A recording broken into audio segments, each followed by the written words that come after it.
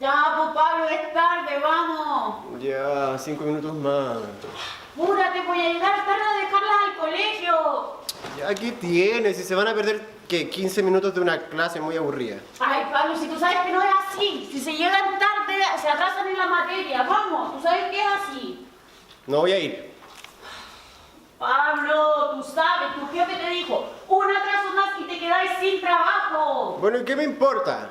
Ah. Me cae demasiado mal. Aparte de tener que verlo con sus corbatitas y sus trajes. Me abren los ojos, míralo, no voy a ir. No quiero ir. Pablo, hoy no, ¿ya? Ok, por favor, hoy no. Yo tengo una reunión súper importante con la directiva. Necesito estar concentrada. Por favor, ayúdame. Pablo, ayúdame, por favor, levántate. Pablo, nosotros tenemos un acuerdo y yo sé que no se te ha olvidado. Dime, por favor, Pablo, ¿cuál es el acuerdo de nosotros? Que no puedo hacer nada que perjudique a las niñas. Eso mismo, bien. ¿Y ahora lo que estás haciendo las puede perjudicar? Sí, ya. Ya, entonces, Ya me voy a levantar, anda. Pablo, no es opción que ellas lleguen tarde al colegio, no es opción que a mí me vaya mal en esta reunión y no es opción que tú te quedes sin trabajo. Ya, Catalina, ya lo sé, no soy un idiota. No he dicho eso, Pablo, no he dicho eso. Niña, ya vamos saliendo, ¿están listas? No he dicho eso. Bueno, pero lo soy. Basta. Ya, anda. Ya, basta. Anda. Me voy. Oye, peínate antes de salir, ¿vale? ¡Ya, niña!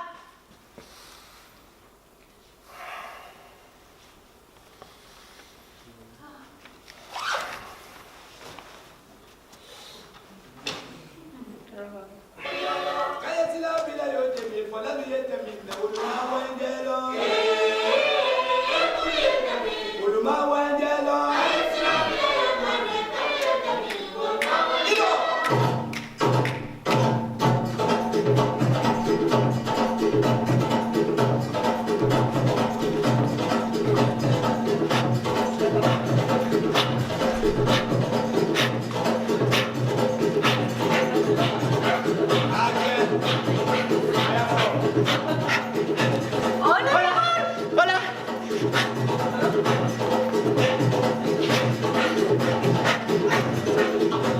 ¡Oye! ¡Qué linda la música, mi amor! ¿Sí, cierto? Sí, pero está un poquito fuerte. No, déjala así, mira, escucha. Los tambores dicen tu música. Cata. Ah, pero qué lindo, nunca te lo había visto, qué lindo. Sí, lo que pasa es que tenemos una... Espérate que no escucho nada. Ya, ahora sí, ¿qué? Ya, lo que pasa es que tenemos una presentación con las niñas en el colegio. Tenemos una presentación con Sí. las niñas. O sea, tienen que presentar un ritmo nuevo. Y dije que las iba a ayudar. Ya. Y en vez de hacer una coreografía, o sea, una presentación como los papás, pensé en hacer una coreografía. Ya. Sí. Ah, PowerPoint, no. No, belleza. Imagínate, van a estar tan contentas. Sí. O sea, ¿qué otro papá va a estar aprendiendo a hacer una coreografía para sus hijas como yo? Te escucha. ¿Es linda la música? Sí, mi amor. De la mejor parte.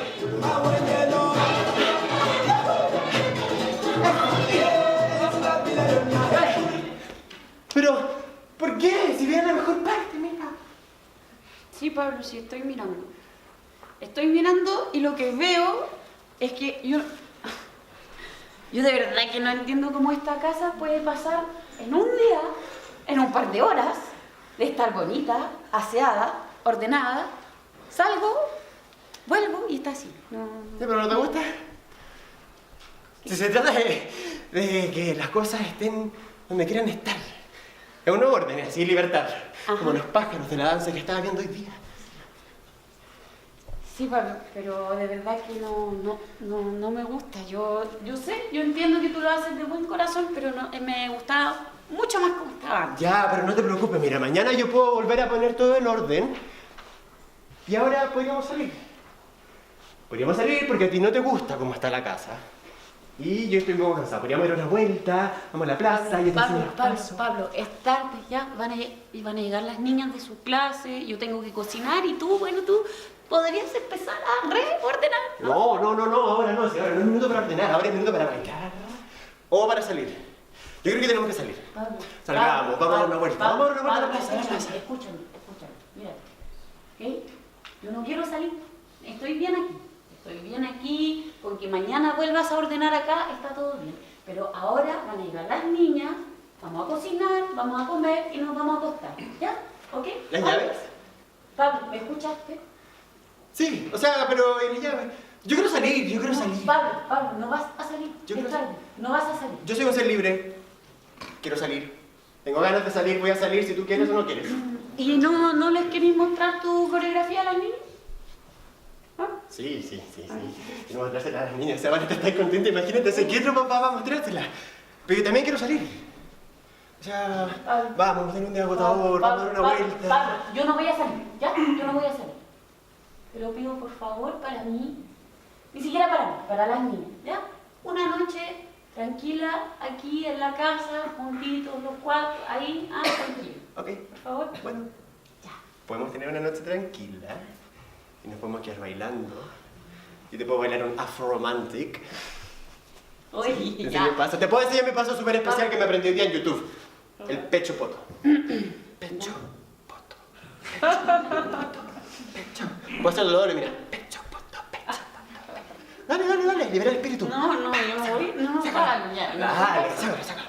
Pecho poto. No quiero bailar, yo no quiero bailar. Ya, vale. Si no bailas conmigo, yo no te voy a ayudar a cocinar. Ya, ¿y si bailo sí me vas a ayudar? Obvio. Pecho poto, pecho poto, pecho. Ya, baile, ya, vamos a cocinar. Ya vamos a cocinar, yo te llevo. Ay, Ya vamos a pero cocinar Pablo, algo ay, qué exquisito. Podemos hacer. Hay unos Pablo, oye, Pablo, no puedo, ya, bájamelo.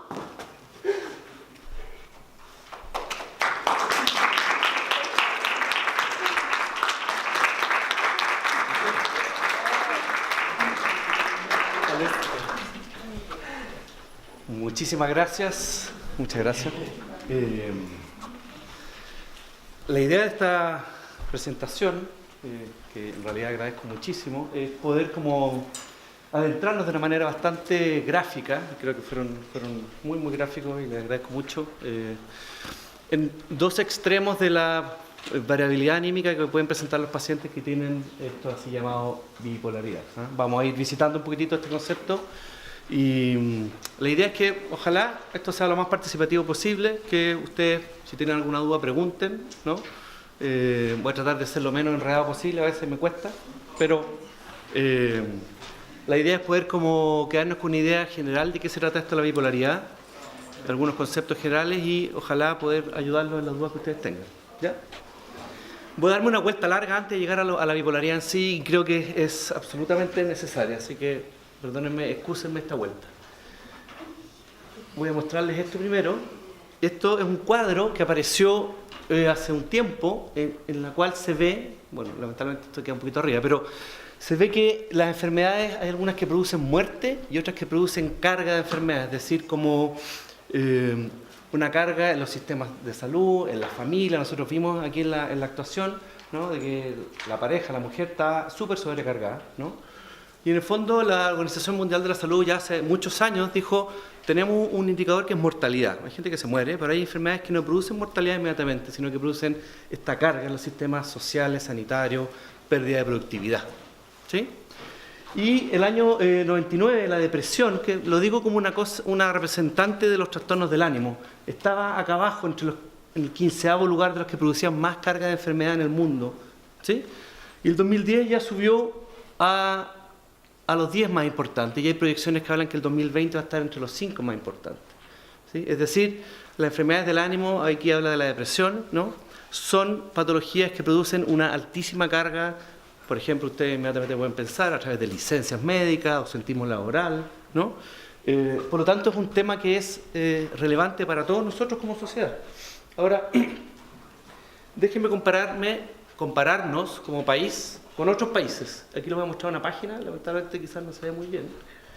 Ese disquito verde que está ahí es Estados Unidos, ¿sí? Esto es un gráfico que muestra número de dinero per cápita por los países a este lado, y aquí vamos en 50.000, y Estados Unidos, el tamaño de la circunferencia es la cantidad de población de un país, ¿no? Uno dirá, ¿dónde está Chile? Lamentablemente incluso se ve poco aquí, porque en realidad no se ve tan bien, ¿no? Pero quiero que comparemos un poquitito lo que hace Estados Unidos, que es, para bien o para mal, uno de nuestros comparadores en términos sociales, ¿sí? Y vemos, por el otro lado, la expectativa de vida de este país, ¿sí? Y la expectativa de vida de este país es exactamente cerca de 78 años. O sea, ellos gastan hay un ingreso, de cerca de $50.000 por cápita. Cada gringo tiene más o menos $50.000 en la mano, en el bolsillo. Y con esa cantidad de plata ellos viven 78 años en promedio de expectativa de vida, ¿no? ¿Qué pasa con Chilito? Nuestro Chilito querido, ¿no? Chile está ahí. Esa rondelita chica verde, nuestro país. Miren, no está tan distinto. Bueno, ustedes ven Japón, que está bastante más arriba, ¿no? Ven Chile, que está casi a la misma altura de Estados Unidos, ¿sí? Tenemos ingreso per cápita de 14.000, ¿ah? Esto es del 2012, diría estamos como en 18.000, ¿no? $14.000 per cápita. Después vamos a hablar de la distribución, es otro tema, eso es para largo, pero bueno. Y tenemos básicamente la misma expectativa de vida de los gringos, ¿no? Pero con muchísima menos plata per cápita. Es una cosa interesante. Ahora, si vemos más comparaciones, aquí voy a irme un poco rápido, voy a ir mostrándole. Decimos, el gasto en salud en Estados Unidos es el país que más gasta en el mundo, pero por lejos. Y gasta cerca de $5.000 per cápita al año en salud, una cantidad astronómica. En Chile gastamos $500 al año, en promedio. Obviamente que hay gente que gasta mucho más y gente que gasta mucho menos. ¿Ok?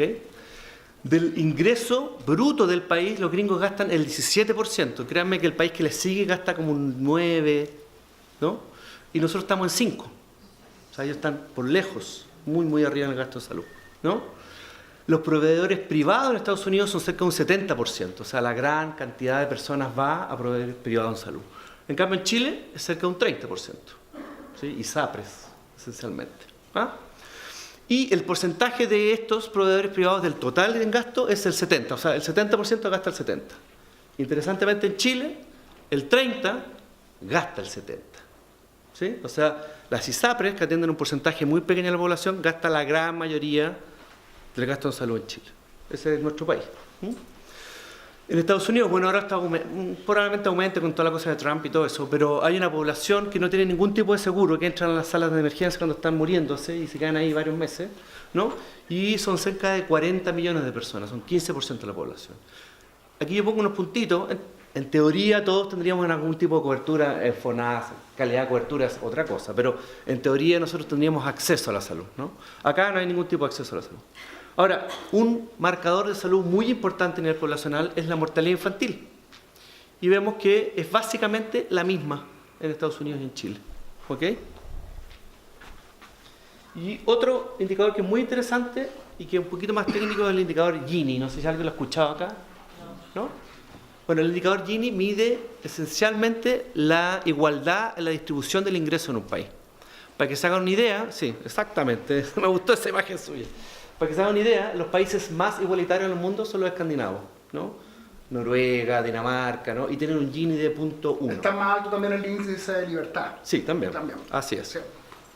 Entonces, nosotros aquí, comparado con Estados Unidos, los gringos están un poquito menos desiguales. Nosotros tenemos un Gini de 0.7. Para que se hagan una idea, los países africanos tienen un Gini de 0.9. O sea, hay 5 pelagatos con muchas lucas que están generalmente en los gobiernos y el resto de la población es pobre como ratas, ¿no? ¿Oscila entre 0 y 1 no me parece? ¿O lo mencionó recién? ¿Qué cosa? El índice de Gini lo mencionó recién. Entre 1 y... entre 0,1 y 1, digamos. 1 sería la igualdad completa. Los países escandinavos tienen 0,1, casi nada. Y el país africano 0,9. ¿no? Eso es como el rango. Nosotros tenemos 0,7, o sea, lo hacemos bastante mal. ¿Ah? El primer decil tiene cerca del 30% del ingreso. Es bien dramático. ¿Ah? Ese es nuestro escenario y con eso los quiero yo como un poquito contextualizar, ¿no? Ahora, los gringos podemos tener muchas diferencias con ellos, pero no son tan tontorrones como uno cree. Ellos del año 2008 sacaron esta ley, que es una ley de paridad. ¿Y qué significa eso? Dice, si usted tiene una fractura en el pie, ¿sí? Su ISAPRE dice que va a cubrirle un 60%. Perfecto.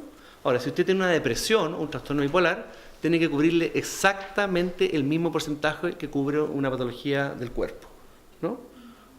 Y eso salió el año 2008. Yo no sé si ustedes han escuchado a algún diputado, algún candidato hoy día hablando de, ¿no?, la paridad en cobertura. ¿Qué es lo que pasa en nuestro país? Lo voy a mostrar después, pero antes que eso les quiero mostrar esta diapositiva que es dramática. Este es un estudio que se hizo en los 5 continentes. Esta revista, que es el New England Journal of Medicine, es la revista más importante en medicina. Es muy difícil publicar ahí. Y se midió la cantidad de síntomas físicos con síntomas psicológicos, lo que se llama somatizaciones. Y nosotros somos campeones mundiales de la somatización. Oh, tal cual, muy bien. ¿Sí?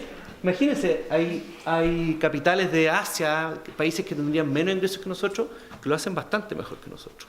¿Ok? Y ese mismo estudio muestra que nuestro país acá tiene el porcentaje de depresión más alto, cerca de un 30%, comparado con todas estas otras ciudades en los 5 continentes. ¿Ok?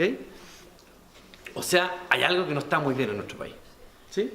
Ahora, cuando les hablé de este indicador que se llama AVISA, AVISA son años de vida saludable perdidos ajustados por discapacidad. En el fondo es la pérdida de la productividad de un país debido a enfermedades. ¿Ya? Y lejos, aquí estamos nosotros, somos los primeros, los que nos llevamos la mayor cantidad de impacto sobre la productividad de un país. Lejos, las condiciones neuropsiquiátricas. Después vienen digestivas, cardiovasculares, ¿no? Por aquí están las neoplasias, los cánceres. O sea, lejos la patología de salud mental es la que más impacta la productividad del país. Y es bastante intuitivo, creo yo. ¿Sí? Ahora, les insisto, ¿cuál es el discurso que nosotros encontramos en nuestras autoridades? Eso lo dejo abierto incluso para después, para la conversación. Y siendo el área que produce mayor gasto, mayor pérdida de productividad, ¿no? Aquí vemos nosotros cuánta plata destinamos como sociedad a esto, el Estado, ¿sí? Y vemos que tenemos cerca de un 2%, comparado con Nueva Zelanda. Bueno, acá no tenemos nosotros a Canadá, que tiene como un 15%, ¿sí?, destinado a salud mental. Por ejemplo, en Canadá, una persona que está tomando algún medicamento para el ánimo, le llega a la casa el medicamento para el ánimo, en un sobrecito. Igual que acá. ¿Sí? Tenemos un porcentaje de gasto muy pequeño, ¿sí? Y cuando... bueno, esto lo voy a pasar más rápido. Esto quería hablarles yo, ¿no? Esta es la cobertura de la ISAPRE, a diferencia de lo que dijeron los gringos en 2008, que se cubre igual. Nosotros, aquí, yo me metí a toda la ISAPRE y vi cuánto cubrían. Esto, la barra azul, es lo que cubren para una fractura, que es en promedio como un 60% de lo que sale, ¿sí?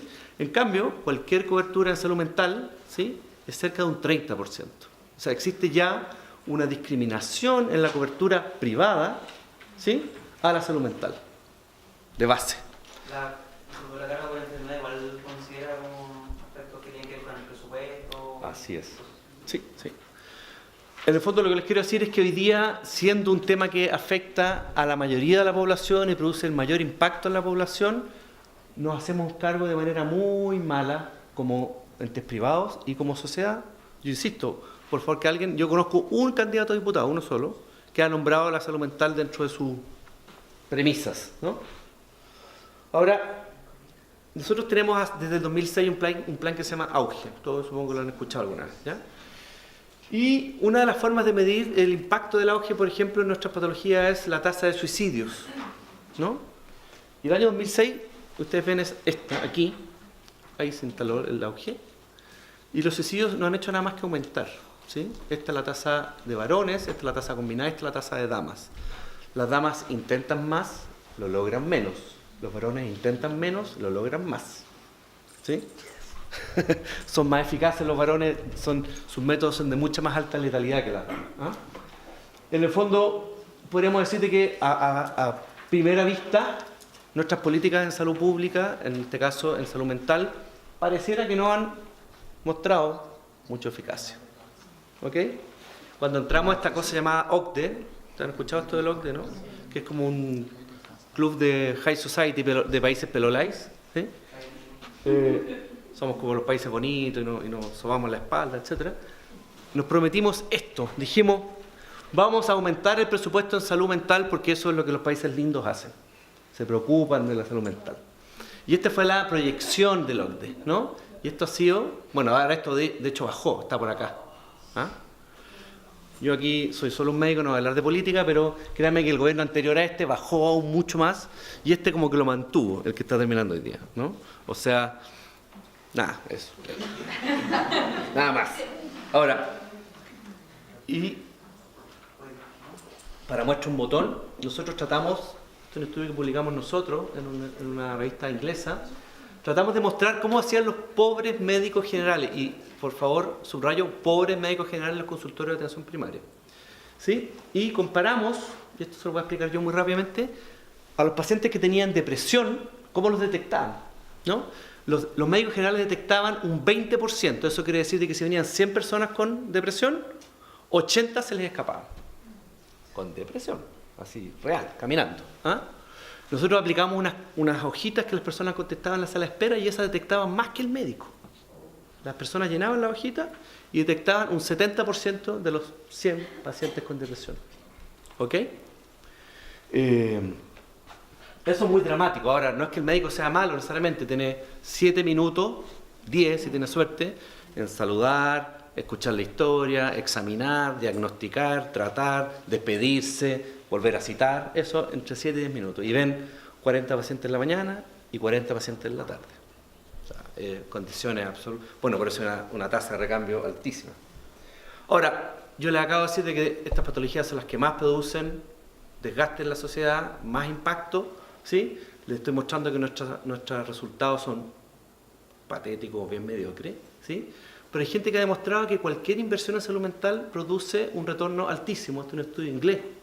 Y vean lo que dicen aquí. Si nosotros tratamos y manejamos precozmente la depresión, invertimos 1 libra, son como 900 pesos, el Estado recibe 5 veces eso.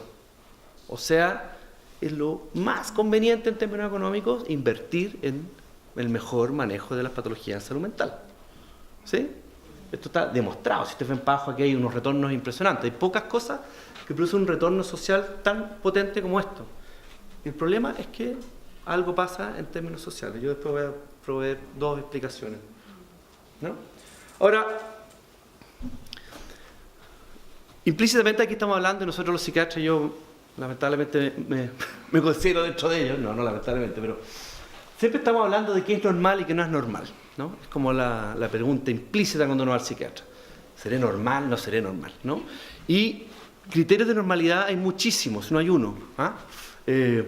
Uno puede hablar, por ejemplo, de la frecuencia. Lo más frecuente es lo más normal. ¿Ah? O puede hablar de algún criterio así como cualitativo, un tipo ideal, y uno se sale de ese tipo ideal y eso es anormal. ¿Ah? Créanme que no hay una sola definición de normalidad. ¿Sí? Esto, déjenme pasarme más rápido, quiero hablar de esto. Entonces, se supone que un médico, cuando ustedes van al médico, ¿sí? Van a recibir un diagnóstico. ¿Sí? ¿Les suena familiar eso? De hecho, uno llega al médico y dice, ¿qué te dijo el doctor? ¿Qué tienes? ¿No? Y dice, bueno, ¿sí? Y si ustedes me fueran a ver a mí, tendríamos serios problemas en ese punto, porque en general yo trato de no diagnosticar. Y les voy a explicar por qué. ¿Ah? La palabra diagnóstico viene del griego diagnos, que significa separar fondo de forma. Uno da un nombre a un padecimiento, ¿sí? Que tiene en teoría pronóstico, tratamiento y hay una cierta investigación que lo sustenta. ¿Ve? Usted tiene un resfrío, usted tiene una influenza, usted tiene una neumonía, usted tiene una hepatitis. Entonces son diagnósticos. Ahora, ese modelo médico funciona más o menos bien en medicina. Yo no digo que yo no sea médico, pero soy un poquito así como un espía, ¿eh? En términos de que, por ejemplo, voy a ir ya que venimos al 18 luego, a hablar de la hepatitis. ¿Eh? Yo me apostaría que aquí todos los hígados que hay en esta sala son más o menos parecidos. No voy a preguntar cuánto han tomado en su vida, ni mucho menos, pero tienen la misma cantidad de lóbulos, las mismas arterias. Si uno piensa en los pulmones, son 2 pulmones, hablando de cosas bien obvias, ¿no? Si estoy hablando del corazón, hay 4 cavidades, ¿sí? Por lo tanto, si uno habla, por ejemplo, de neumonía, que es una infección al pulmón, todos los pulmones más o menos se infectan más o menos parecidos. Si uno habla de hepatitis, la persona se pone amarilla, le duele, tiene los exámenes de sangre alterados, le hacemos el diagnóstico de hepatitis. Ahora, si alguien viene a consultarme a mí por alteraciones del ánimo, yo nunca he visto un ánimo igual al otro. Es como que una persona tuviera un corazón de 7 cavidades, otra tuviera un corazón de 4 cavidades, otra tuviera un corazón de 1 cavidad. ¿sí? Y tratáramos de hacer el diagnóstico, por ejemplo, de infarto en todos tus corazones distintos. O una persona tuviera los pulmones en las piernas, por decirle cualquier estupidez, ¿no? O sea, lo que quiero decir es que en salud mental el diagnosticar supone algo que no es real, que es que todos tenemos una forma similar para separarla de un fondo, ¿sí? Y eso no existe. Por lo tanto, diagnosticar en salud mental siempre es, una simplificación brutal, ¿sí? Siempre reducimos la experiencia de una persona. La experiencia de una persona es mucho más compleja que un diagnóstico en salud mental. Y segundo, los diagnósticos en salud mental van cambiando en el tiempo. Nosotros somos especialistas en inventar nombres, más nombres, y ustedes mismos ven, ¿no? Antes se le llamaba a las personas histéricas. No, esta mina es una histérica. No. Ahora, uno ve en los diarios, este es un debate bipolar, dicen, ¿no? O se pusieron esquizofrénicos. ¿Ah? Lo que quiero decir es que esencialmente los nombres para los padeceres de salud mental van cambiando de acuerdo al contexto histórico. Ahora, con esto no quiero decir de que no hayan ciertas entidades importantes. Ahora, nos centremos a lo que es ánimo. ¿Sí? Esta palabra puede ser rara, pero no es tan rara, ¿no? Lo hedónico es la capacidad de disfrute, de goce, de pasarlo bien, ¿no? Entonces el ánimo se considera como esta tonalidad de pasarlo bien que cada uno tiene propia. Hay gente que lo pasa bien de una manera. Me acuerdo la señora Juanita, la señora que yo veía en el Policlínico en la Chile, ¿no? Ella disfrutaba mucho, tenía un jardín al lado de su casa, disfrutaba mucho regando las plantas. No tenía que hacer nada, llenar un jarrito con agua, regaba las plantas, jardineaba y lo pasaba increíble. Y cuando me consultó, yo hablé con ella un rato y le dije, oiga, señora Juanita, ¿las plantas cómo están? Secas, me dijo. Eso es pérdida de la capacidad hedónica. Ya dejó de disfrutar con aquello tan simple con lo cual ella gozaba, ¿no? La anedonia, exactamente. Es un síntoma cardinal de los trastornos del ánimo. La pérdida de la capacidad de disfrutar. Y cada uno podrá decir, me acuerdo una vez me invitaron a la Radio Futuro, estaban ahí con puros pósters de Black Sabbath, Led Zeppelin. Entonces, el entrevistador me dijo, bueno, pero ¿qué es la depresión? Y yo le dije, mira, primero, imagínate que viene Black Sabbath y te da lata ir. Oh, me dijo, no puedo creer, así como que ya no tenés ganas de ir a la cosa. Eso, si te pasa eso, tenés un problema del ánimo. ¿Ah? A veces también si es que hay alteraciones del ánimo, por supuesto que hay alteraciones de la ideación. La persona deja de pensar o piensa cosas malas hasta llegar incluso a la ideación de quitarse la vida, por ejemplo, ¿no? El ánimo se puede manifestar con exaltación. Vimos aquí, muy característicamente los actores, él al principio estaba con un ánimo muy inhibido, no se quería levantar, estaba enrollado en la sábana, ¿sí? No le importaban las hijas, etc. Y después, bueno, estaba absolutamente exaltado, ¿sí? Lo único que quería era bailar, moverse, pasarlo bien. Claramente esto es muy importante. Yo nunca he visto un problema del ánimo sin alteración en estos tres ejes. El apetito siempre se altera de una manera. O aumenta o disminuye, siempre. ¿Ah? La libido, los clínicos antiguos decían, es lo primero que se afecta y lo último que se recupera. Lamentablemente. ¿Ah? Se afecta rápidamente la libido, ¿no? Y de hecho, cuando hay periodos de exaltación que vamos a ver, la libido está por los cielos, ¿sí? Y lo otro es que hay alteraciones muy, muy consistentes en el dormir y en el despertar. ¿Okay? Entonces, de manera gráfica, nuestro ánimo normalmente oscilante, ¿no? Yo siempre digo, ¿no? Cuando gana el Colo-Colo, el país está más contento, ¿no? Estamos todos más felices, la marraqueta es crujiente, el té es más dulce. Perdón. Es normal que tengamos días buenos y tengamos días malos. Eso es absolutamente normal. No somos una cosa estática, ¿no? La tranquilidad absoluta, ¿no? Está en el cementerio general. La vida no es así. ¿Correcto? Tenemos oscilaciones normales. No somos planos. ¿Ok? Y se va moviendo alrededor de un equilibrio basal. Pero, posteriormente, este equilibrio se puede perder. Y ahí pasamos a extremos que empiezan a tener una cierta significación clínica. Esto lo voy a pasar más rápido. Sí. Entonces, para empezar a meternos en el concepto de enfermedad del ánimo, quiero que nos quedemos con la idea de que nosotros venimos con una predisposición que heredamos. ¿Sí? Les voy a poner el ejemplo. Si alguno de nosotros tiene antecedentes de cáncer a la piel, ¿sí? Y nos vamos con un muy buen amigo a tomar sol a Copacabana, Brasil.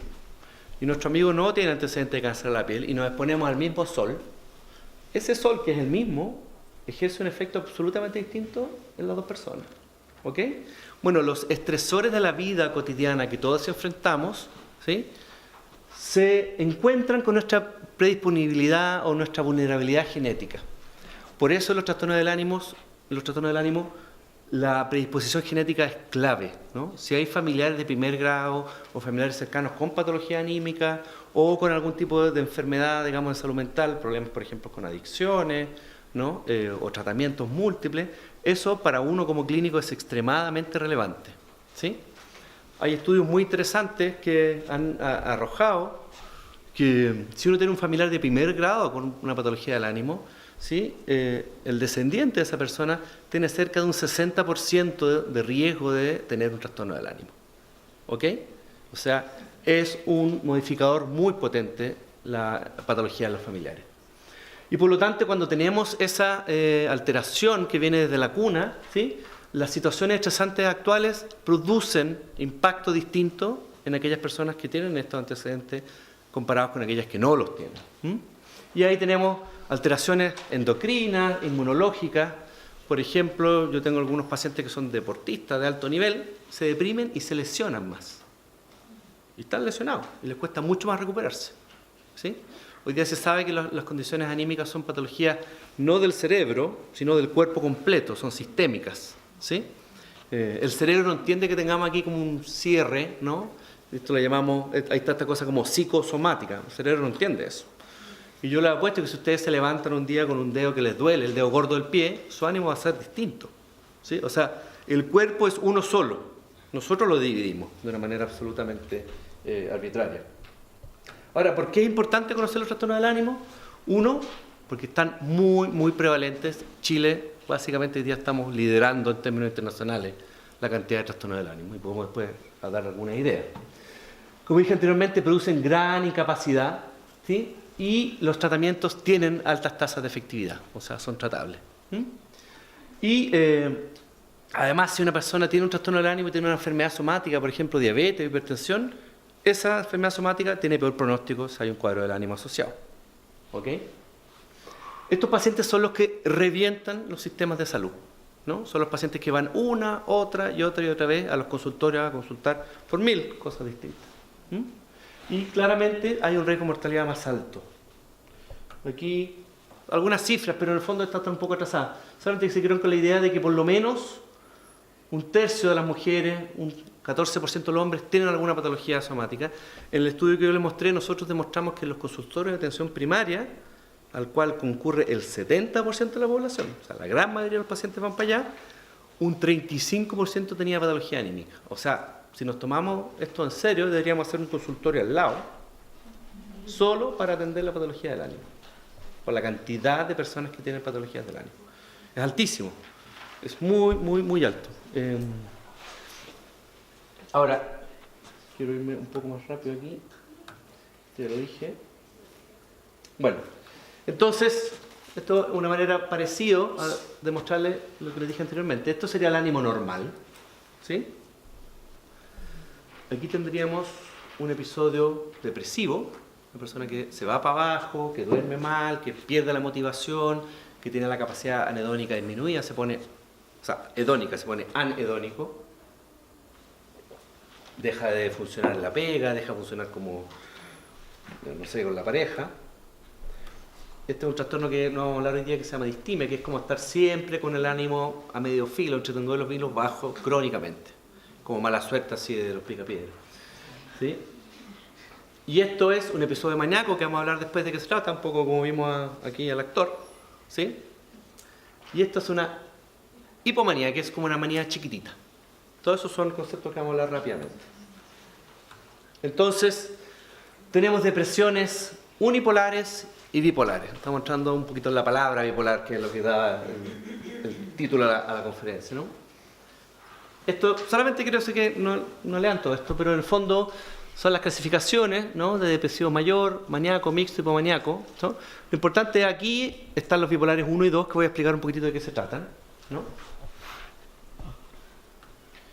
Dicho de otra manera, esto sería un episodio, un trastorno unipolar que va siempre hacia abajo, y este sería bipolar. Hay periodos de exaltación del ánimo y periodos de baja anímica. Ahora, el bipolar 1, ¿sí? Como el clásico, este joven aquí está un poquito así, son pacientes que tienen exaltación del ánimo muy marcada, ¿sí? Que pueden estar días sin dormir, que pueden gastar cantidades de plata impresionantes, que se ponen muy acelerados, se ponen hipersexualizados, pierden todos los límites, ¿no?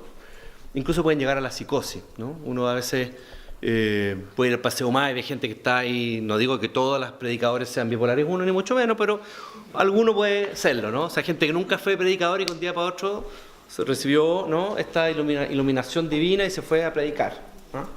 Hace algunos años hubo un marino que se metió al Paseo Más y atropelló como a 10 personas, ¿no? Y él venía en un episodio maniacal psicótico y tenía una misión y pasó a llevar, ¿no? Afortunadamente son más raros y son muy graves, tienen que manejarse hospitalizados. No hay ni una otra posibilidad, un episodio maniacal, ¿sí? Y los pacientes bipolares 1 están alternando con episodios de depresión también muy marcados, ¿sí? O sea, además de estos episodios de manía, ¿no?, hacen episodios depresivos muy graves.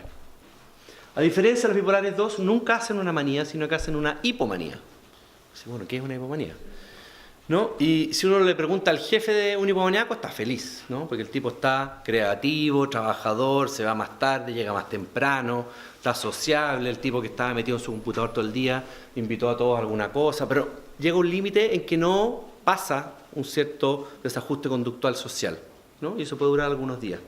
Es muy raro que sale hipomanía, ¿no? Uno dice, uy, Juanito que está contento, digamos, ¿no? La señora dice, uy, Juanito despertó, está mucho más activo, ¿ah? Como que ya cálmate un poco, Juanito, pero en general suele ser autolimitada, ¿sí? No dura muchos días, ¿ah? Por eso es como la aguja en un pajar, porque pasa y uno nunca la ve, y si la persona no está muy atenta o los familiares, no es muy pesquisable, ¿sí? Y eso tiene grandes implicancias terapéuticas, porque la hipomanía es muy difícil de encontrar, ¿sí? Y después están toda una serie de otras condiciones que no son ni esa ni la otra. Ahora, este señor, que es uno de los que le debemos gran parte de lo que estoy diciendo hoy día, se llama Kraepelin, Emil Kraepelin, psiquiatra alemán. Él publicó su primer tratado en 1911. Ahí está también. Este hombre, la gracia que tuvo fue que él se metió a un hospital y vivió con los pacientes 15, 20 años adentro con los pacientes. Hay fotos que muestran a Kraepelin y pacientes dentro del hospital y no se distingue quién es quién. ¿Ah? Hay videos que la barba la tenía por acá abajo, así, ¿ah?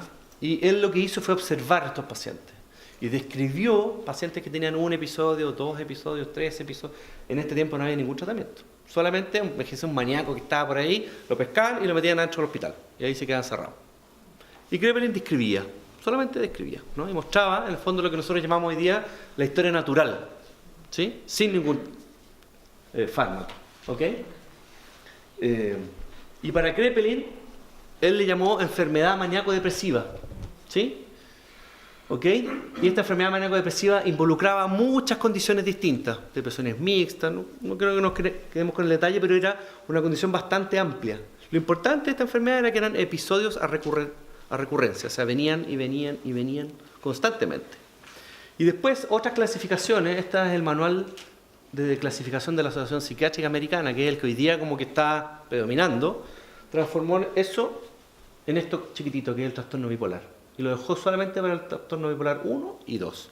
O sea, el concepto que era mucho más amplio, que estaba basado en que los episodios venían constantemente, se estrechó a este otro concepto. Y lo que se amplió mucho fue lo que esta clasificación americana llamó trastorno depresivo mayor.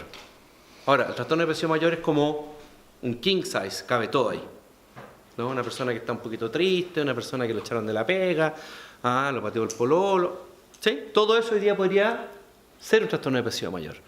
Y es muy lamentable porque es altamente heterogéneo, no hay mucha certeza de qué estamos tratando, esencialmente, ¿ok?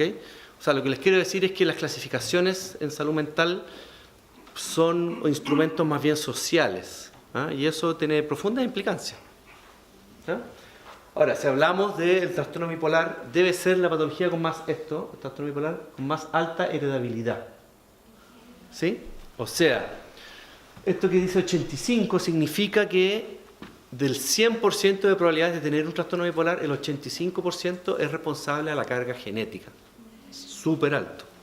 Súper alto. Y lo importante es que la edad de comienzo es generalmente precoz. Ustedes ven acá que el pic es entre los 15 y 20 años. O sea, parte en la adolescencia temprana, en la adultez temprana. Después baja. ¿De acuerdo? Y eso también es muy complejo porque los adolescentes están en plena constitución de su personalidad, ¿no? Y les aparece esta condición del ánimo, ¿no? Esencialmente aquí hay un estudio chileno que dice que si uno pone criterios muy estrictos, un 2% de la población tendrá un trastorno bipolar. Pero después hemos visto de que eso se ha ido ampliando. ¿Ah? Sí, por favor. Disculpe, ¿los adolescentes es lo que es conocido como trastorno de difusión de identidad? No, eso es otra cosa. Es distinto, sí, es distinto. El trastorno de difusión de identidad tiene más que ver con alteraciones de la personalidad del adolescente. El trastorno, por ejemplo, bipolar necesita forzosamente fases. O sea, el adolescente puede estar un periodo tranquilo y después se exalta, pero después se le pasa. ¿Ok? En cambio, la difusión de identidad tiende a ser mucho más constante en el tiempo. ¿De acuerdo? Ahora, como dijimos anteriormente, en los cuadros depresivos hay tristeza, ánimo, humor depresivo, ¿sí? Ansiedad, irritabilidad, ¿no? Aquí vimos que este joven está irritable en la mañana cuando lo quería sacar de la cama, ¿sí? Anedonia, que es la incapacidad para experimentar placer. O sea, un tipo que escucha la radio Futuro y no quiere ir a... ¿Sí? ¿La diferencia entre tristeza y tristeza vital? Ya. La tristeza vital necesita forzosamente alteraciones de los ritmos vitales. Sueño, apetito, ¿sí? Y líbido, ¿sí? O sea, todos tenemos... No sé, pues si yo estudié mucho para una prueba y me fue mal, obvio que no está saltando un psicópata, va a estar triste. Pero no por eso voy a alterar mi sueño, voy a empezar a alterar mi apetito o mi libido va a cambiar. Se supone que uno podría después como recuperarse después de unos días. Esto se mantiene y empieza a afectar estos ritmos vitales. ¿Sí? Esa es la tristeza vital. O sea, una tristeza que está más incorporada a nivel del cuerpo. ¿Ok? Eso es muy, muy relevante. Bueno, hay alteraciones en el pensamiento. Estas eran las primeras alteraciones del ánimo, ¿no? Esto es muy, muy relevante, ¿no? Y esto, por ejemplo, es una de las cosas que fundamenta que la persona empiece a tener dificultades laborales y que fundamenta, por ejemplo, una licencia laboral, ¿sí? Es claramente demostrado de que los cuadros del ánimo, la depresión, afecta la concentración. O sea, los pacientes empiezan a tener menos rendimiento laboral. Y el jefe sigue poniendo más informes y el tipo empieza a demorarse más en hacerlo, ¿no? Esto es como un círculo vicioso, ¿no? Yo tengo pacientes que se demoran mucho rato en vestirse en las mañanas cuando están deprimidos. No saben qué ponerse. Y no es chiste. ¿Ah? O tomar decisiones. No pueden tomar decisiones. Pérdida de interés. Hay una visión pesimista del mundo. Todas las cosas malas que les pueden ocurrir les van a ocurrir. ¿Sí?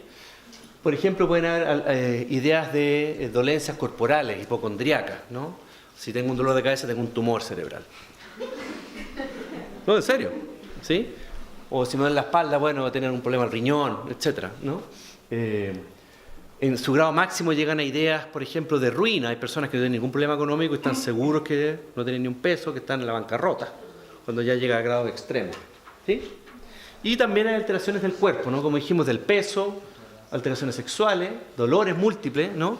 Está esta idea, por ejemplo, de la... ¿cómo se llama esta? ¿Ah? Gracias. La fibromialgia.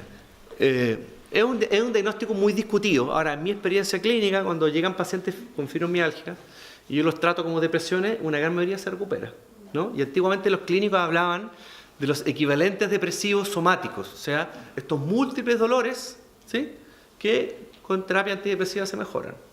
Hay una discusión muy interesante que todavía no está resuelta, ¿no? Mi experiencia clínica es que a mí todavía la fibromialgia no me convence como diagnóstico. Claro, yo veo depresión, ¿sí?, etcétera. Y esto lo vamos a pasar. Bueno, ya dijimos las alteraciones de los ritmos, ¿no? La gente una muy importante es la persona que se acuesta y tipo 3, 4 de la mañana, ¡pum!, se despierta. Yo tengo pacientes que se despiertan, se duchan, se ponen la corbata y están haciendo hora para irse a la pega. Porque ya no pueden volver a quedarse dormidos. ¿Ah? Eso es lo que se llama despertar precoz. ¿Ok? Puede haber también mucho llanto, agitación, enlentecimiento, etc. Y ahora, en las manías, todo lo contrario, exaltación del ánimo, euforia, alegría, felicidad, ¿no? Yo tuve una paciente deportista que ganó un campeonato afuera. ¿Cómo no estar contenta ya? Ganó un campeonato, ¿sí? Un deporte de aquí.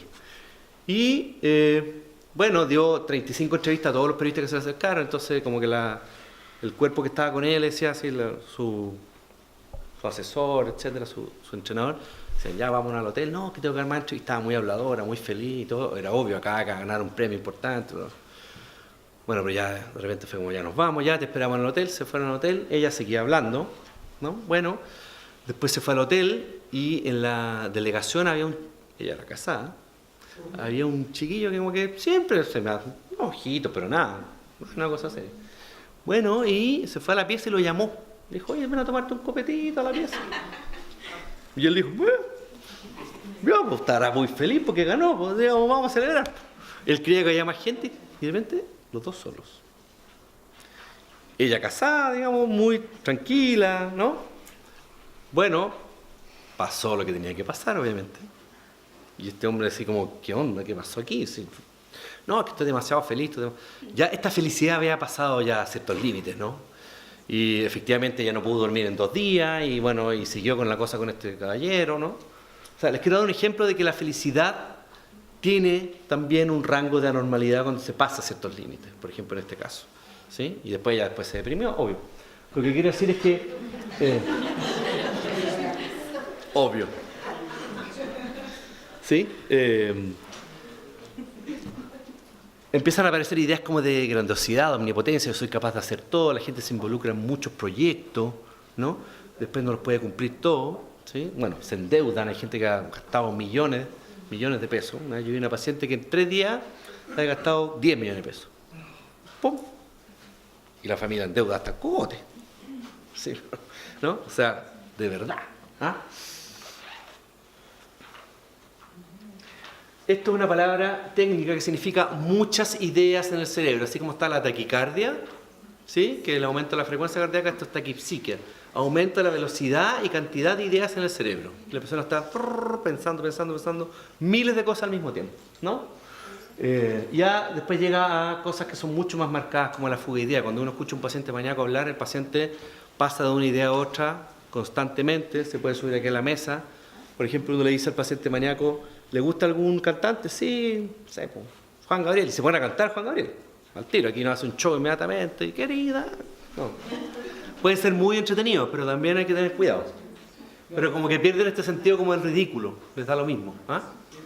¿Eso no tampoco no es psicosis? Bueno, puede llegar a la psicosis. No necesariamente en ese caso, pero efectivamente el paciente después se puede creer Juan Gabriel. ¿No? ¿Ah? Como el tema de la diferencia tendría que ver con el juicio en realidad. Exacto. Sí, él puede decir, me encanta Juan Gabriel, yo no soy Juan Gabriel, ¿no? En otro momento puede decir, yo soy Juan Gabriel. Y ahí ya claramente perdió el juicio de realidad. ¿Ok? Bueno, el paciente está muy bien, se siente, pero con el mayor grado de bienestar. De hecho, ellos después describen, o sea, es como qué pena que dejé de estar así, porque es una cosa inexplicable, es como que tuvieran, no sé, el efecto de un éxtasis, una cocaína, pero interno. ¿Sí? Lo tienen adentro.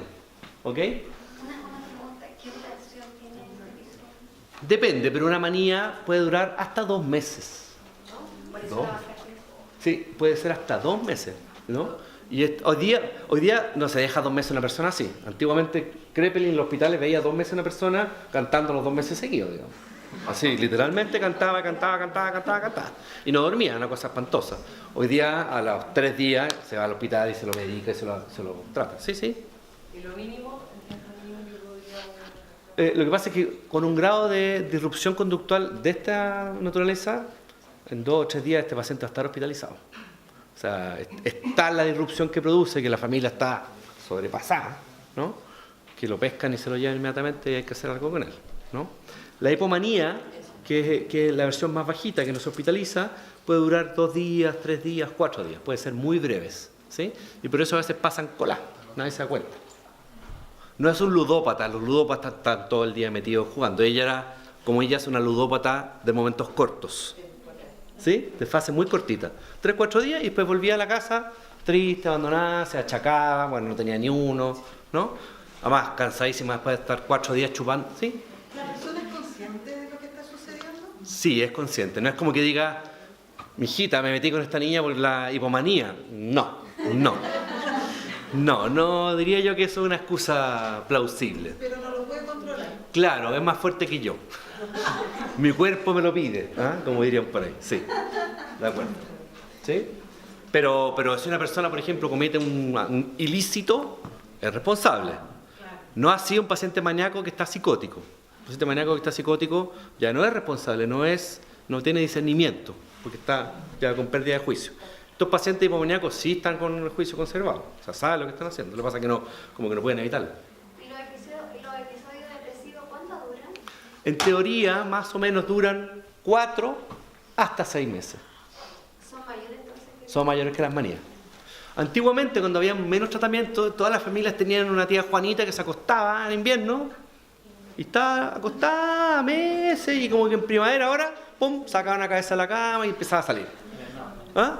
Invernaban, se quedaban dentro, le llevaban los platos de comida a la pieza, ahí estaba la señora, las mechas paradas, así, ¿no? Era clásico eso. Habían tías que estaban acostadas meses. Tío Juanito también. Ahora, bien. Lamentablemente, yo veo una mayoría de mujeres acá y lamentablemente debo decirle que ser mujer es un riesgo para los trastornos del ánimo. ¿Sí?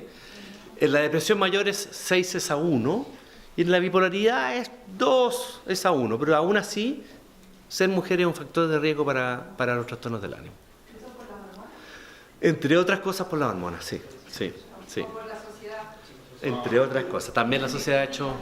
Ahora es interesante eso porque en sociedades, por así decirlo, más tradicionales, digamos, hay estudios, por ejemplo, etnográficos en sociedades en África que tienen también trastorno bipolar o tienen, por ejemplo, esquizofrenia y también se da más en mujeres, o sea que no está la misma distribución social, etcétera. O uno va por ejemplo, a los países nórdicos, en los cuales la distribución es bastante más igualitaria en las pegas del hogar y también las mujeres tienen más probabilidad de tener trastornos del ánimo que los hombres. Pero hay implicancia en que los hombres consultan menos y la sintomatología es distinta también. Claro, los hombres se tratan con un psicofármaco que venden en las botillerías de 35 que se combina con una Coca-Cola. Ellos tratan así, tratamos nuestras angustias, etcétera. Y las mujeres tienden a consultar mucho más, ¿sí? Y tienden a tener mucho más tratamiento psicofarmacológico que los hombres. Eso es absolutamente real. ¿Ok? Es verdad.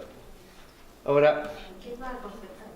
¿perdón? ¿Qué es más aconsejable? Yo creo que la aproximación de la mujer. Vamos a pasar un poquito más rápido. Bueno, hay riesgo, obviamente, riesgo de agresividad. Los pacientes maníacos no son más agresivos que la población, pero podrían en ciertos momentos tener episodios de agresividad. Bueno, pérdida de dinero, empleo, divorcio, deudas, ¿sí? El divorcio es una condición muy frecuente en los pacientes bipolares porque es muy difícil vivir con un bipolar, muy difícil. Te vieron aquí la mujer está ya sobrepasada en 2 situaciones nomás que son súper cotidianas, ¿no? Bueno, el cuadro bipolar es la condición que tiene más alta tasa de suicidio en toda la salud mental, por lejos, ¿sí? Por sí mismo es el cuadro con más alta suicidalidad. ¿En los episodios mixtos? En los episodios mixtos. Mire, se me están adelantando. Bueno, y otra cosa importante es esto de aquí, ¿ya? Los antidepresivos, yo creo que todos han escuchado alguna vez esa palabra, ¿cierto? Sí. Ya. Los antidepresivos en los pacientes bipolares son un gran riesgo. Gran riesgo. ¿Por qué? Porque en un porcentaje altísimo podrían desencadenar un viraje, nosotros llamamos amanía. Un paciente puede estar deprimido, nosotros le damos antidepresivo y no llega a la normalidad, sino que se pasa para arriba, es como ponerle benzina al fuego. ¿Sí? Como Bombalé. Como Bombalé. Bombalé era bipolar. ¿Ah? Eso es absolutamente cierto. ¿Sí? Bueno, era un caso súper grave. El tema es que muchos pacientes no tenemos claro que son bipolares y les damos antidepresivos y sabemos después, así como, ups, perdón. De hecho, yo les voy a contar esto que queda aquí, que no salga. Chuta, corte la grabación, no. Yo recién había terminado mi formación de psiquiatra y vi a mi primera paciente en la consulta, la primera, yo era un potrillo, digamos. ¿Ah? Y llega una niña en sus tiernos 20 y tantos años, universitaria, con un cuellito cerrado acá arriba, falda larga, muy ordenadita, y con un cuadro depresivo clarísimo. Tenía un pololo que era un estúpido, que era muy fome, llevaban 8 años pololeando, muy religiosa ella. Y yo dije, bueno, un antidepresivo, salí feliz ese día. Primera paciente que veía yo en la consulta, feliz. Y la cité a las 2 semanas. Y llega, y le voy a describir la paciente. Se había hecho un corte así como melenita, si pueden, como el pelo un poquito más claro, un buen y generoso escote. Yo, como falda corta, la falda larga había desaparecido, estaba corta, y cruzaba como las piernas delante de mí. Dije yo, pucha, que le hizo bien el antidepresivo a esta niña. Qué buen psiquiatra soy. Y me empieza a hablar, bla, bla, hablaba muy aceleradamente, bla, bla. Esto fue hace hartos años y me dice lo siguiente, y ahí yo me asusté, empecé a abrir los ojos así, me dice, bueno, estoy feliz, pateé a mi pololo. Y dije, bueno, sí, puede ser, era medio fome, ya, pateé el pololo. Y me metí a un chat. Créanme que en ese periodo los chats existían, la internet era como, así como con estas cosas así. No existía la banda ancha, una cosa. Yo le pedí que me explicara qué era un chat. Me explicó qué era un chat, yo no tenía idea de lo que era un chat. Ahí aprendí. Entonces, me enseñó. Entonces me dijo, conocí a un tipo por un chat, y yo, ya, mira. Bueno, nos juntamos a tomar un café, y yo, ya, y ahí está ya medio saltón. Bueno, nos acostamos. Yo, así como, boing. Ella, por supuesto, era muy religiosa, no había dado el sí todavía de ningún tipo, y obviamente no se había cuidado, nada, un tipo que había conocido 2 días antes por chat se había acostado con él. Entonces le dije, a ver, espéreme un poquitito, ¿está su mamá afuera? Sí, está afuera. Le hice pasar. Y me dijo, oiga, doctor, mi hija está tan bien, me dijo. Cresta, ¿qué hice? Y yo empecé, dije, a ver, yo por supuesto había pisado el palito, había pagado el noviciado. Le dije, oiga, ¿alguien en su familia, le dije a la mamá, ha tenido problemas de salud mental? Me dijo, sí, mi hermana ha estado en el psiquiátrico varias veces, hospitalizada, toma litio, yo, pop, así como condorito, así, plop. Claro. Una tía, ¿no? Bipolar, de libro bipolar, ¿no? Entonces le dije, bueno, ¿sabe qué? Mire, parece que está muy bien, pero este medicamento puede que no vaya. Le pedí VIH, le pedí todas las cosas al tiro, ¿no? Dije, voy a ser padrino de la criatura. No se embarazó, no pasó nada, pero la sigo viendo hasta el día de hoy y ha estado con estabilizadores estables en el tiempo. Pero esa fue la primera paciente que yo vi. Es una paciente que no sospeché la bipolaridad, le di antidepresivo y viró. Pero una consulta, ¿Sí? si no hubiese sido por el antidepresivo, igual hubiese desarrollado el cuadro. Eso es muy difícil de decir. Hay gente que dice que no, y hay gente que dice que sí, igual lo habría desarrollado en algún momento, ¿sí? Pero lo importante es que hoy día la probabilidad de que una persona se encuentre con un antidepresivo es tan alta. Si ustedes van nuevamente al auge, cualquier persona que está así medio depre, le van a dar una pastilla antidepresiva. Y no se hace ninguna distinción si la persona puede ser bipolar o no. Entonces, el riesgo que sometemos a la población es muy alto. ¿Ok? Ya, vamos rápido. Sí, de hecho me voy más rápido porque si no...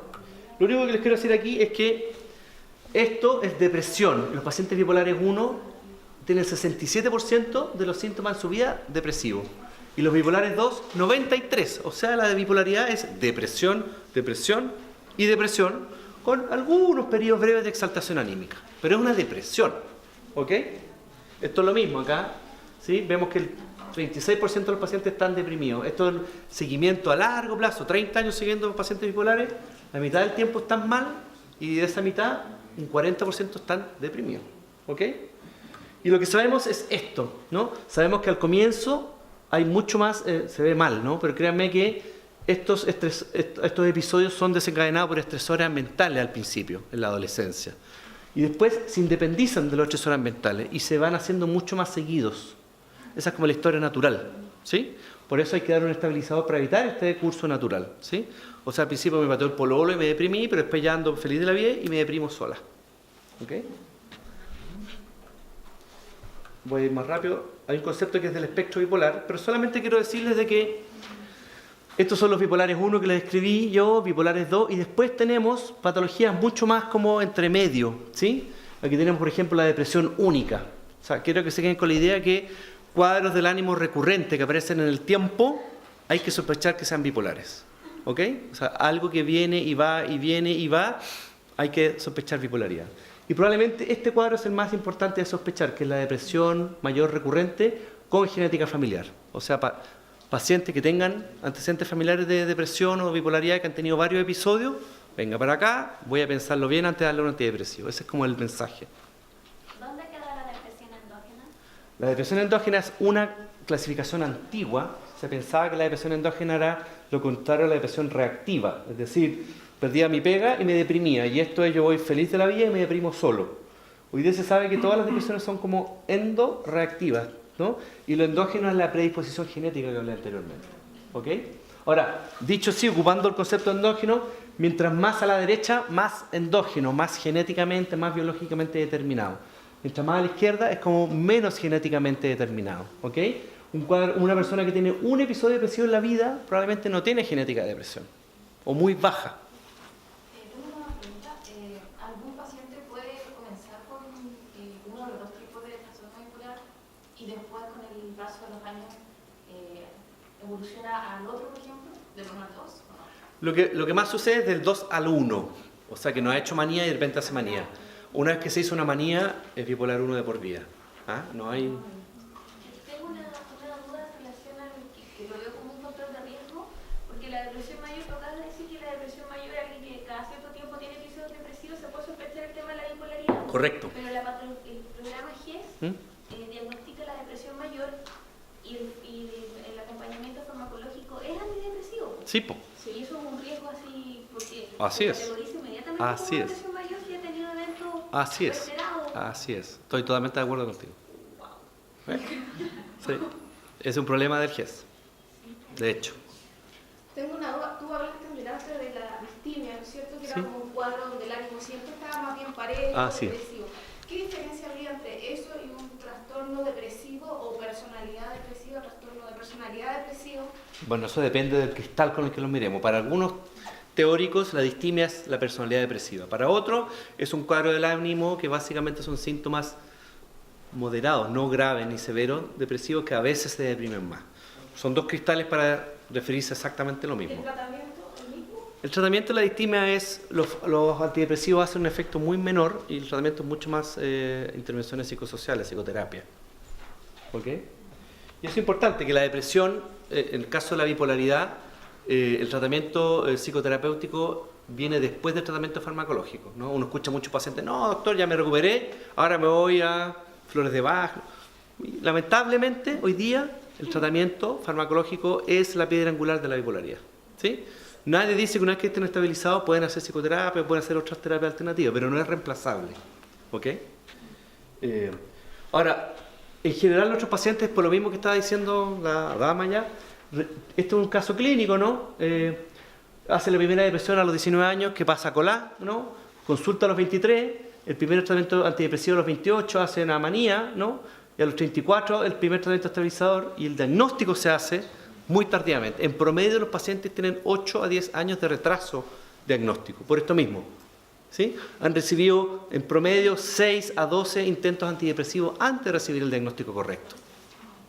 Mientras antes se detecte, mejor el Mejor. diagnóstico. Así es, exactamente.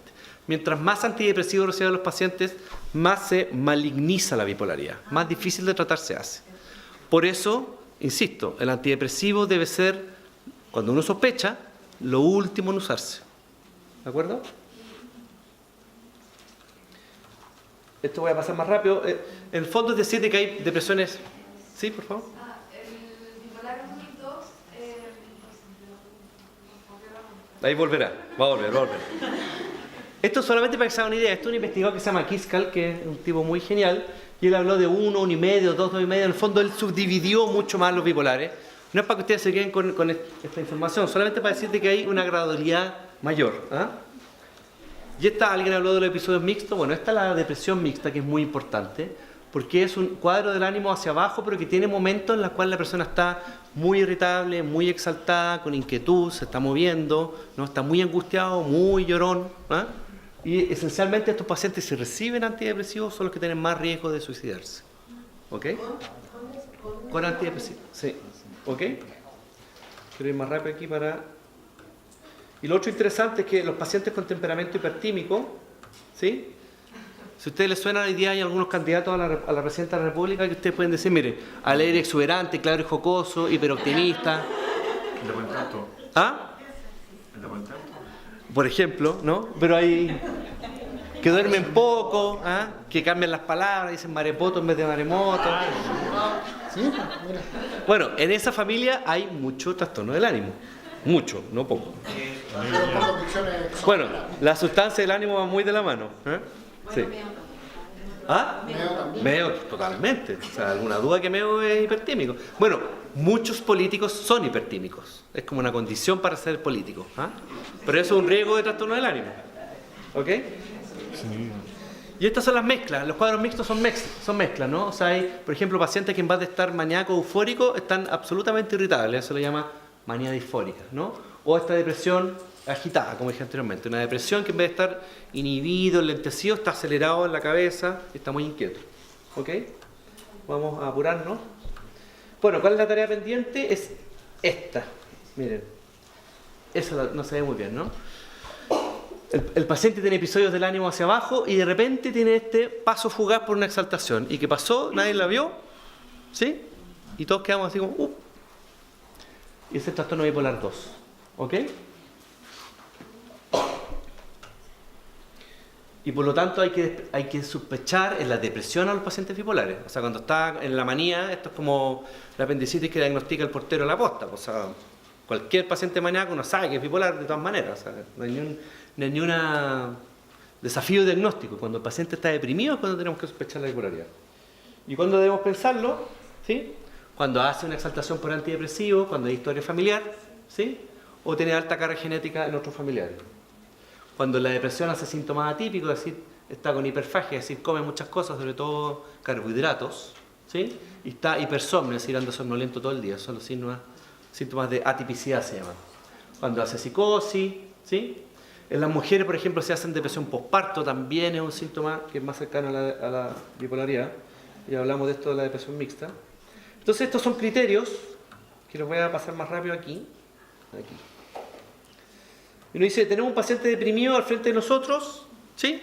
¿Cómo sospechamos? Tenemos la sospecha que puede ser bipolar, ¿sí? Entonces, tuvo un episodio depresivo, claramente no ha tenido hipomanías inducidas porque ya es bipolar inmediatamente, ¿sí?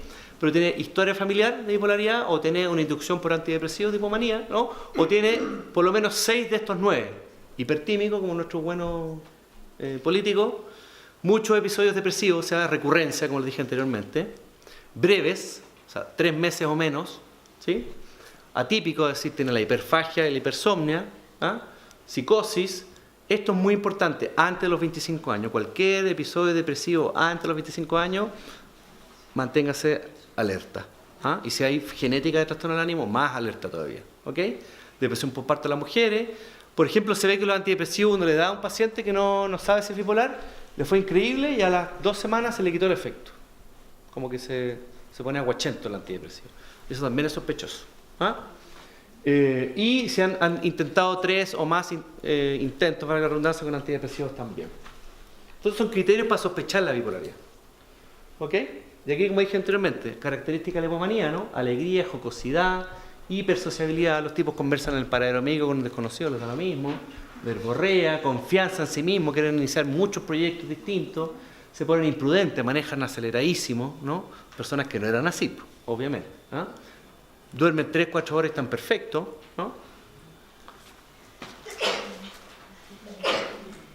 Déjenme irme más rápido, esto vamos a pasar más rápido, me empieza el tiempo. Esto es muy interesante. Este mismo investigador acuñó la regla de los 3. De aquí cada uno puede leerlo, ¿no? Dice, más de 3 episodios depresivos, más de 3 matrimonios fracasados. Vamos a los políticos nuevamente, o por ejemplo, a los artistas. El porcentaje de bipolaridad en los artistas es altísimo. ¿Ah? 3 tratamientos con antidepresivos, 3 profesiones distintas, o oficios. ¿Ah? 3 generaciones con antecedentes de bipolaridad. ¿Ah? Bueno, esto antecedentes de trastorno límite, antisociales, da un poco lo mismo, ¿no? La habilidad del ánimo, hiperactividad, mucha fantasía. Esto es muy, muy divertido. Auto rojo, corbata roja, cinturón rojo. Yo tengo la pura camisa roja hoy día, ¿no? ¿Ah? Los casos no. Abuso de sustancias prolongados, descontrol de impulso, por ejemplo, juego patológico. 3 trabajos simultáneos, también. ¿Ah? 3 pololos pololan al mismo tiempo. Ay. ¿Sí? 3 o más idiomas. ¿Sí? Hay un instrumento para sospechar la bipolaridad, que es el MDQ, que es este instrumento que está validado en Chile, y de hecho en la guía GES se ocupa, lo validamos nosotros, y son algunas preguntas que miden justamente, por ejemplo, exaltación. Hablaba mucho más rápido de costumbre, tenía más energía, etc., ¿no? Eso está disponible, por ejemplo, en las guías GES del Ministerio. MDQ. Mood Disorder Questionnaire, significa en inglés. ¿Sí? Y 2 palabras de tratamiento muy breves, ¿no? Ahí se ve farmacoterapia, es la piedra angular. Se puede hacer psicoterapia, es muy importante la psicoeducación, y hay programas también especiales, hay individual, familiar y grupal. ¿Sí? Las terapias son eminentemente farmacológicas. La piedra angular son los estabilizadores del ánimo. Los españoles, estoy terminando, me quedan 2 temas. Los españoles le llaman antirrecurrenciales a los estabilizadores, y creo que es mucho más importante ese, ¿no? El más importante es el litio, ¿no? Sigue siendo todavía el fármaco más eficaz para la bipolaridad. Hay otros estabilizadores como la carbamazepina, el ácido valproico, son todos fármacos que lo que impiden es la recurrencia. Estos episodios que siguen en el tiempo se detiene. ¿Ah? Muy cautamente, y ya un especialista debería ver si se usan antidepresivos, en general tratar de no usarlos por las razones que expliqué. Y también fármacos así llamados antipsicóticos, pero no en dosis de psicosis, a menos que el paciente esté maníaco, sino como en dosis de estabilizadores. ¿Ok? Ahora, así todo, para los bipolares se siguen usando mayormente antidepresivos, y eso es un error tremendo. ¿Ok? Ahora, lo último que quiero hablar es, no se ve nada aquí, ¿no? Es por qué, a pesar de que tenemos estos índices tremendos en este país, ¿sí?, tenemos tan poco espacio público para la salud mental, tan poco presupuesto, tanta discriminación. Una razón es el estigma. ¿Sí? Nadie dice, o sea, cualquiera dice, no, sé que estoy con una neumonía, no voy a ir a trabajar, cuídate, que te vaya bien. Apendicitis, pobre, te llevo algo. Hoy estoy con depresión. Está con depresión, estoy con chuta, no, este va a tener licencia, no vuelve más. Hay un estigma asociado con la enfermedad mental tremendo, ¿no? Bueno, y se dice peyorativamente. Oye, que te creí, estáis bipolar, que estáis... Y lo otro interesante es que nuestros constructos están socialmente determinados. ¿Sí? Este libro se los recomiendo, un libro de un colaborador mío que trabaja en Estados Unidos. Si ustedes ven, ese es Kennedy, ese es Lincoln y este es Roosevelt. Y le llamó una locura de primer nivel. Esa es la traducción de este libro. Y es un libro muy interesante. Lamentablemente todavía está en inglés, estamos tratando de traducirlo al castellano. Y él demuestra que los grandes líderes desde el siglo XIX hacia adelante, ve crisis importantes, la guerra de secesión, la crisis del 29 económica, la Segunda Guerra Mundial, la crisis de los misiles de Cuba, ¿sí? Los líderes mundiales que tenían cierta patología anímica bien tratada eran mejores líderes en tiempos de crisis que los líderes que tenían sanidad mental. Patología anímica bien tratada. Resalto eso, ¿no? Si uno ve hoy día el actual presidente de Estados Unidos, ahí no hay ni un tratamiento, ¿no? ¿Ok? Y hay ejemplos muy importantes. Kennedy era hipersexual, él tenía el servicio secreto encargado de conseguirle mujeres y meterlas a la Casa Blanca, todos los días. ¿Ah? O sea, era una hipersexualidad tremenda. Y esto es muy interesante. Esta es la princesa Masako, japonesa. El único fin de la vida de la princesa Masako era darle un heredero al trono japonés. Y ella hizo una depresión postparto, una depresión previa, pero no postparto, una depresión anterior. Y tuvo un cuadro muy difícil manejo, ¿sí? Y no podía tener hijos. No podía tener hijos, y más se deprimía. Y este era el secreto mejor guardado de la corona japonesa. Nadie sabía esto, que ella tenía un cuadro depresivo de muy larga data, de muy difícil tratamiento. Hasta que ella un día dijo que voy a dar una conferencia de prensa y dijo, yo tengo un cuadro del ánimo, ¿no? Y tengo una depresión muy grave. Pasó eso y al año siguiente las cifras de depresión en Japón se triplicaron, ¿no? Y las cifras de suicidios bajaron a la mitad. En el fondo, la princesa les permitió al pueblo japonés hablar de la depresión y hablar a los demás de que podían tener cuadros del ánimo, ¿no? Algunas conclusiones. Básicamente, el cuadro bipolar oscila de acuerdo a la definición, ¿sí? Pero en general podemos quedarnos con cifras entre el 6,5 y 5,7%, que son muy altas, ¿no? Hay instrumentos como, por ejemplo, como el MDQ que sirven para sospechar la presencia de un cuadro bipolar. 30% de los pacientes con depresión solamente, pero que tienen resistencia a antidepresivos, pueden ser bipolares. ¿Ok? Y esta es una diapositiva, lamentablemente no se ve tan bien. ¿Alguien me puede decir cuál es el sexo de la persona que está en medio o la raza? ¿Es afroamericano, es asiático, es blanco, es hombre, mujer? ¿Quién se aventura? ¿Es mujer o es hombre? Bueno, lamentablemente la luz no ayuda mucho, pero es imposible decir por qué. Todos estos rostros, ¿sí? Un computador sacó el promedio de los rostros y los transformó en un rostro, que es este. No es hombre, no es mujer, no es asiático, no es afroamericano. ¿Y por qué les digo esto? Porque nosotros los médicos, cuando tratamos de tratar la redundancia de nuestros pacientes, nos basamos en la evidencia médica. Y la evidencia es dada por promedios, ¿sí? Nosotros no, cuando leemos en las publicaciones científicas, leemos de este paciente hipotético, no de un paciente real, pero en el día a día con nuestros pacientes, con estos pacientes, ¿sí? Y ahí todavía aparece la condición de arte de la medicina y el intercambio que tiene que ver con la relación médico-paciente, que sin eso no existe ninguna posibilidad de recuperación de los pacientes. Muchas gracias.